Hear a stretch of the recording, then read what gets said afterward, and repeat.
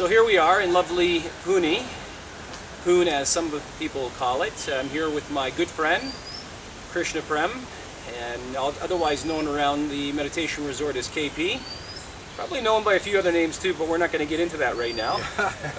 Very good. But I want to thank you very much for being my next guest on Wise Talks. Yeah. So I always start off by giving my guests a hug, so if that's okay with you. Oh, I like it. I like it. Thank you. Good.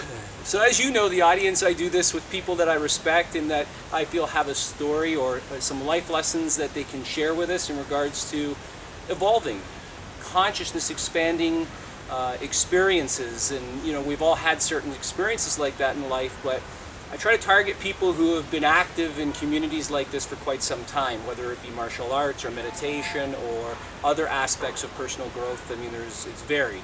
But today we're sitting with Krishna Prem, and he has been with the Osho meditation resort here in Pune for a long time. I don't know how long it's been now. How long has it been? Oh, it's embarrassing. Like 42 years ago. 42 years. Let me ask you a question. Yeah. What were you doing 42 years ago? Well, it's great how you said some people call me KP because my story actually started when I was in the U.S. Army, and of course I got in trouble. Oh wow, I didn't know that. Yeah. And so KP meant kitchen police, and I spent almost 4 months in the Army washing dishes. Wow. And it's very, very interesting because a lot of men will understand this. I was both nominated for Soldier of the Cycle, which meant I was terrific at being in the Army, and I was also being court-martialed at the same time because I refused to go to Vietnam. Wow. And how that story goes is basically I studied the enemy because you want to fight with somebody you love. One of Osho's best teaching was don't pick a fight with somebody you don't love because he's going to turn out to be your friend. Right. So I picked a fight with the U.S. Army, and because I didn't want to fight somebody that I loved. And basically, I studied the Vietnamese people, I studied Buddhism, and I was more upset with America than I was with Vietnam. Right. But I had never, ever, ever said no before. Mm-hmm. You know, and when I say I was court-martialed, and I won the court-martial, and the court-martial read, "We discharge Krishna Prem because he's unable to adjust to the military lifestyle." Right. So I felt great about the discharge, but I didn't feel good about saying no. So there's two things when you disturb yourself. You either sit and meditate, or you take a walk. Right. So I never heard of meditation, so I began walking. I ended up as a bartender in London. And who are my clients but people that had been so happy to serve their country in World War II. Mm-hmm. Half their faces blown off, always with burns on their skin, always thrilled that they had come to a good conclusion. Mm-hmm. And I was more and more embarrassed by saying no. And I made some money as a bartender because I didn't have to pay for my own drink. Right. What I would do with having said no to America is I would repress those feelings by drinking. Right. You just got divorced, I'm going to have a drink. I just got married, I'm going to have a drink with you. Lots of you reasons. just got divorced again, my God. And even if you didn't come, I would have a drink myself.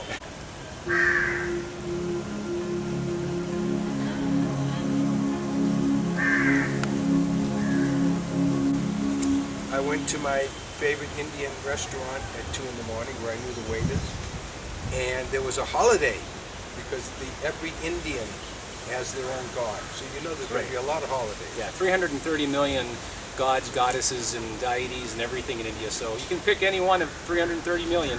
And you're going to have a night off once in a while. I went to the airport drunk with my girlfriend who was also drunk. That's right. I remember the story with now. With all my money, I put on the table and I said, what can I do? Can I get to India? And the young man said, you can get a round trip ticket to India, or you can take your girlfriend with 2 one-way tickets. Yeah. Now, drunk, in love, what do you do? Yeah. No money, 2 one-way tickets, living under a cashew tree in Goa by now, Nice. making love, swimming in the sea. I lived under a cashew tree. It was breathtaking. Then I drank the water. And this is one good thing you're going to learn today. If you come and see me in India, do not drink the tap water. Yeah. Because my relationship turned into a relationship. And she turned her back to me. I turned my back to her. And she began reading the biggest book in the whole world, right? Autobiography of a Yogi by Paramahansa Yogananda. Yeah. Big, big book. It is a big book. I've read it, so.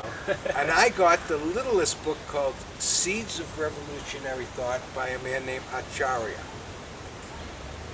I took that book to the sunset with a pot of tea in a small lungi, a piece of cloth, and I fell in love with this Acharya. And I fell in love with herb tea, and I fell in love with me for the first time. The book was that good. 1973, you guys know this song, Killing Me Softly Yeah. with his song. Great song. Reading Your Life Yeah. with his words. Yeah. And that was in 1973. That song was #1. I'm singing the song, I'm reading a page, I'm sipping some tea, I'm falling in love with myself again for the first time Nice. in a long time. Yeah. And when that one-mast sailboat crossed the horizon, I put all my energy into that moment. I became enlightened. All right. Never even heard of meditation, and now I'm enlightened.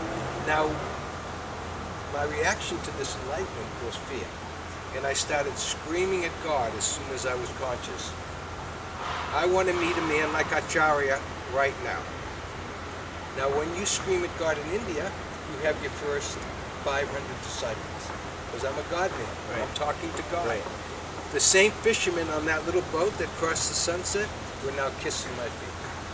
And when I went down to slap them, they touched my head. Now there's proof that I'm enlightened. You see the bald spot? That's from all the Indian kids touching my head. Seriously.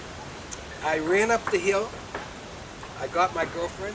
I said, we got to get out of here. They're going to kill us. I didn't know what was going on.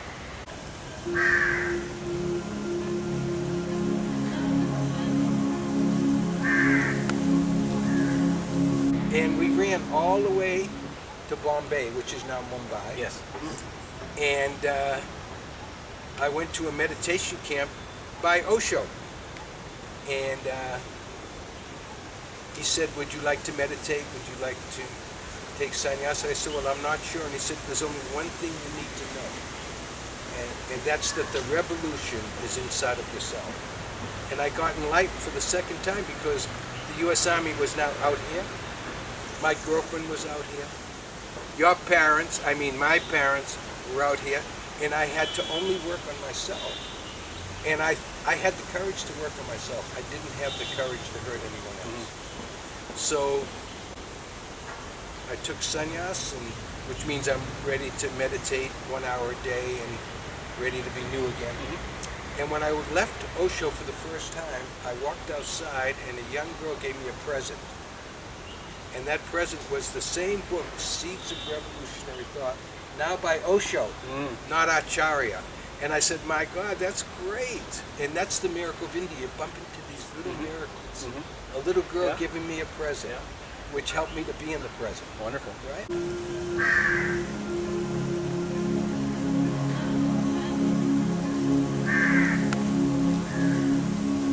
A couple of things I've read in Krishna Prem's book, which I thought were really interesting in regards to just how he came about to understand the lifestyle with Osho, and being with people of like mind, being with people who are open to meditation. But I also found out that at some point, and I want KP to address this, he went to California, I believe. What part of California? Apple Valley, outside of L.A. Outside LA, and he opened up an Osho center in California. And so I thought that was pretty interesting, because I don't know that a lot of people back then were doing that kind of stuff. Now in the world there's tons of these centers, but back then that had to take some some gonads there to go out and say, I'm going to be an ambassador for Osho and go and do this thing. And so why don't you talk a little bit about that, KP? That was amazing. What happened for me is that I wanted to start a Greek gymnasium. And a Greek gymnasium means that you work out, then you meditate, instead of working out and working out and working out. Meditation is a break from working out and relaxing. And so I went out with a real estate agent to talk about my concept. And we got so excited talking to each other. He was in a suit and tie, I was in a maroon robe. We got so excited when the bill came for the 2 coffees. I remember that. We didn't have any money. That's right. I remember that. And the waitress was so excited for us that she bought the coffee. Can you believe it? And the end of the story is he was paid $50 to show property. Yes. And he took me, we drove to the property. He got us $50. He said, let's go. I said, no, I'm not leaving. I'm buying this property. I love it. Yeah.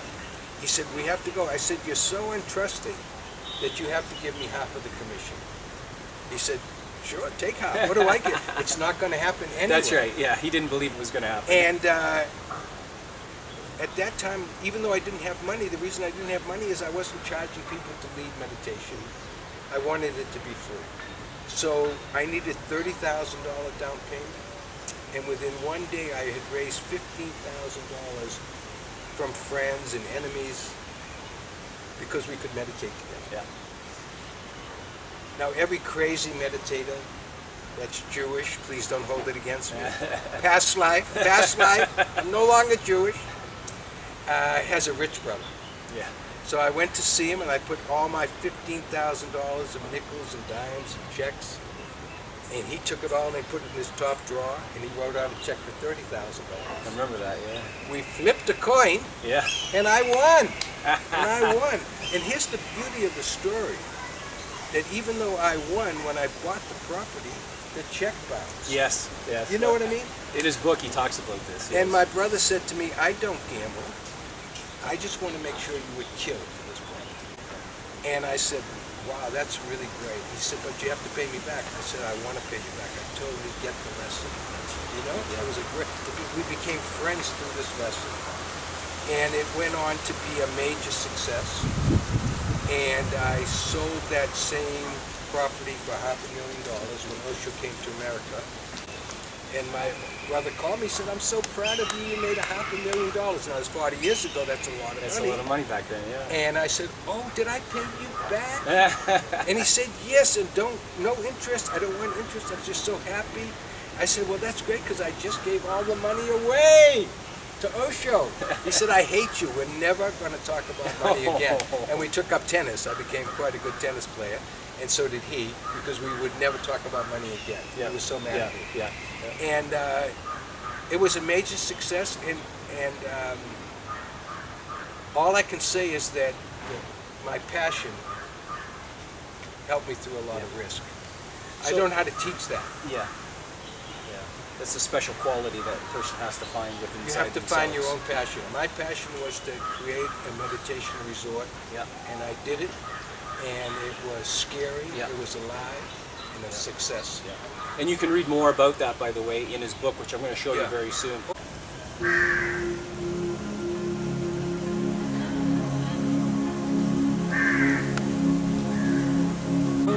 Well, what I'd like to do is just go on now, because KP is now doing seminars around the world in different countries. As a matter of fact, we're going to have him come out to where I reside in Canada, Toronto, at some point.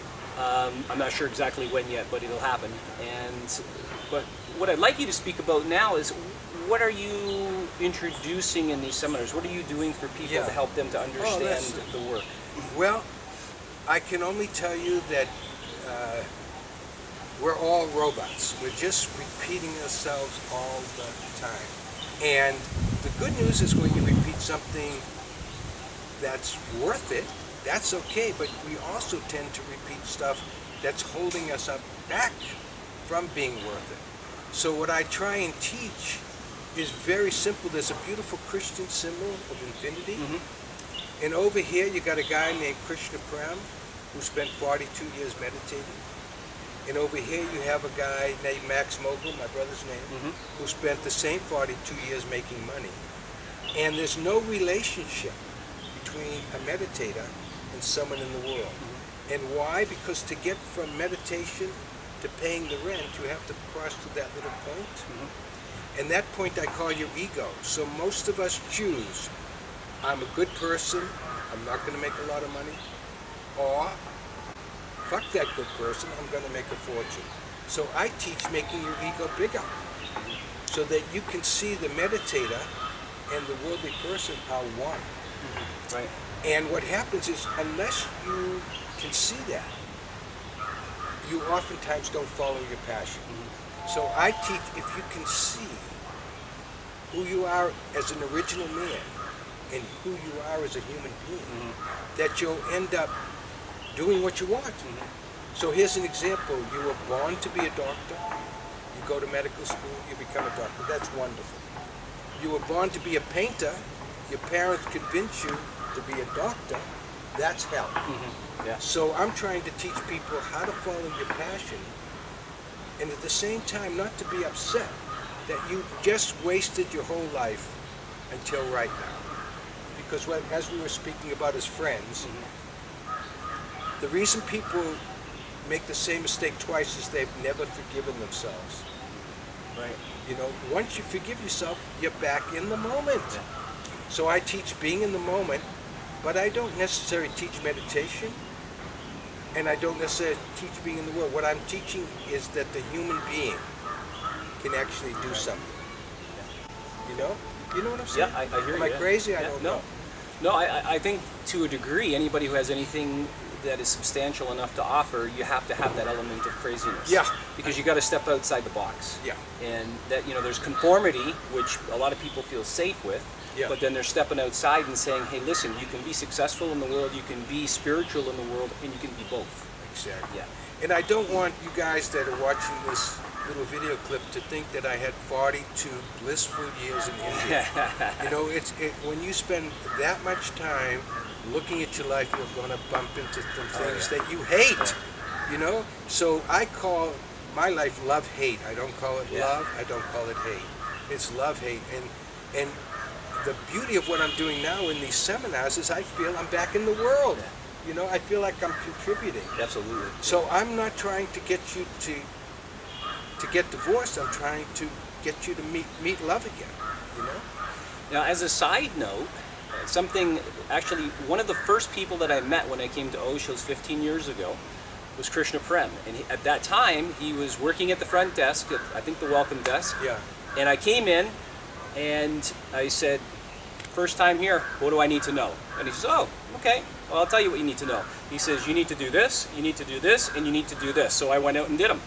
You know, he gave me the recommendation, I did it, but in the exchange of information, he asked me what I did, and at that time I had just opened up, 16 years ago, a hypnotherapy wellness center in Toronto. And he said, oh, well, guess what? And I said, what? My brother was the last student of Dr. Milton Erickson. I said, get out of here. Yeah. I mean, if you're into hypnotherapy, you know who Dr. Milton Erickson is because he was the father of modern day hypnotherapy. He brought it into the arena for professionals. Right. And so I connected with him right away. And as a matter of fact, Krishna was nice enough to say, here's my brother's number. When you get back, give him a call. You guys can have our conversation. And I did.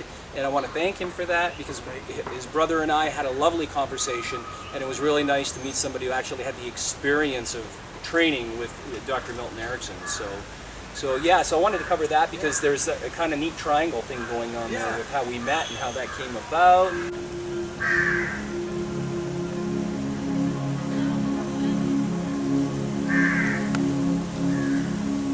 So, what's next for you now, Krishna? Wow. What? You're wow. 27. I mean, You know, it's funny. I am 72, and that's my body age. And as a meditator, I know I'm not my body, but you know, you can't fall for that all the time. So I'm just trying to stay vibrant and healthy and share with people that it's worth the risk to jump in the here and now. Wonderful. You know, and I have many examples that I teach in my what I call a meditation play show, which help you to be in the present, and you can take it home with you. There's no such thing as teaching something that you can't apply in the marketplace. If it works in meditation, it works in the marketplace. They're one, except we've been told that they're two. Yes. So, as I signed your book, we are one existence appearing as two friends. Yes. So all I teach is this. Here's Terry, and here's your good friend Krishna Prem. So are we two fingers talking to each other? Are we one existence appearing as two friends? When I say hello to Terry, I try and go all the way back into who I am and say namaste, Terry. When I can do it. Yeah. If he pushes my buttons or tries to date my girlfriend, we may be two fingers. And I But try right to push now, his buttons a lot. My God, because my girlfriends are very cute. My girlfriends are in better shape than I am, and I'm not bringing them to Toronto. But basically, one existence appearing as two friends. There is no such thing as separation, except when you're in the mind. So this is why we call meditation no mind, because there's no such thing as separation. If you're thinking about what I'm saying right now, you're in your mind. If you're relaxing and can see that there's no such thing as separation, you're a winner. Now, when we play tennis together, I'm going to try and kick your ass. But when the game is over, let's go out and have a beer. I call it a beer here now moment. In other words, we tend to take the game on the tennis court into the beer. You know? Yeah. How to be in this moment, how to be in this moment, how to be in this moment. And the wonderful thing about what he's saying, as most of you know who watch my videos, that I'm a martial artist. I've had schools for many years, still teach martial arts, started training at 12 years old. And at the beginning it was all about competition. But eventually you evolve into realizing that, like what Krishna Prem is saying, is, you know, hey, we're one, but when we're playing tennis, we're going to have some fun here. Right. Really what that's about is it's competition, but it's also who can make who better, because you leapfrog. So Krishna Prem's better one day, and then the next person says, oh yeah, well I'm going to get good too. And as you do that, you just continue to leapfrog in your abilities and skills, always evolving, always growing. Exactly. And that's a wonderful thing. So one thing I want to mention to you is Krishna Prem has a wonderful newsletter. But I'm going to warn you, if you're living inside of a box, you might not like it, because there's some very interesting things that he puts in this newsletter. But why don't you tell them the name of the newsletter and how they might be able to subscribe to that, or where they can find it? Oh, that's fun. So my effort is called G, U, R, U. And of course that spells guru. But I'm ready to drop the guru and say you are you. So my newsletter is very, very naughty. And it indicates that we live in a box. And it also points to freedom. And when you begin to meditate, actually freedom comes first, and the box comes second. The way we're living now, and I don't mean to insult you, but oftentimes you're living in a box saying, how can I be free? And what I'm teaching is how to be free and live in a box, but make sure that the windows are open, the doors are open. For example, I teach, get divorced every day of your life. And that is the law of attraction. Because if you say to your girlfriend or your boyfriend today, you are free, do whatever you want, guess what happens? They come back. If you say to your girlfriend, if you say to your boyfriend, I never want you to look at another person with lust again in your life, at one point that prison with no doors and no windows, they're going to have to escape. So I say trust being divorced and find out how attractive you are. It really, really works. It's scary. Trust is scary, but it's the only thing worth life. You know, marriage is a prison. Marrying every day is freedom. So there you go, folks. You have some wonderful words from Krishna Prem, and that's what I try to deliver each time is somebody who has a lot of life experience and who is able to share that with our audience. If you know somebody who could really benefit from watching this, please forward it to them. Let them, watch it for themselves. Everybody knows somebody that needs something, so forward it on and share it with people who are in need. And if you ever get the opportunity to join in with Krishna Prem in one of his seminars, I'll put the contact information for him on this particular video on YouTube. But also, if you ever come to India, please come to Pune and come to the Osho Meditation Resort. It's a beautiful resort. I love coming here. There's not only multiple meditations, but there's courses that you can take. There's a swimming pool. There's tennis courts, or as Osho called them, Zenist courts. And Krishna Prem will spend some time on the tennis court with you. Absolutely. Now, I am going to be in Toronto around April 20th to 26th this year. I don't know. Next year is 2016. Yes. Now, I don't know if we'll get a chance to meet. I don't know if this goes out to people in Toronto. But I'd love to meet you. And I'd love to love you, even if you hate me. I don't really give a shit, And just remember, I want to leave you with one thing, that God is a verb. So God is not loved so much as He is loving. And try and get more of a flow in your life, if possible. If you can't, then you have to meet me. No choice. So I'm gonna get your book so I can show them. Oh, yeah, good idea. They'll have a visual of it. Hey, I like you anyway for watching this video, all the way till now. If you watch this whole video, you're crazy, just like me. Oh, there's my book. Yeah. Good. So there you go. This is Krishna Prem's book, as you can see, and it's worth a read. It's got some out-of-the-box stuff in here. So if you're a reader that just likes everything to be toned down a bit, this is not a book for you. But if you're a reader that wants to explore different avenues of thought and open themselves up a little bit, then I would recommend that you read this book. And it really illustrates Krishna Prem's life quite well from the beginning all the way through to where we are now. So pick it up, order it, and also if you're at a seminar, there's a chance you can get it at the seminar too when he comes around to the different locations. So I want to thank you very much, my friend. Thank you. I love you. Love you too. And when he told me he's teaching karate, we never had to have a fight because I surrendered immediately. You know what I mean? See how wise this guy is? No, I mean, why fight with somebody that's going to kick your ass, honey? Unless you're passionate. That's right. All right, folks. Thanks very much, and we'll see you next time on Wise Talk. This is the new Namaste. Thank you so much for watching.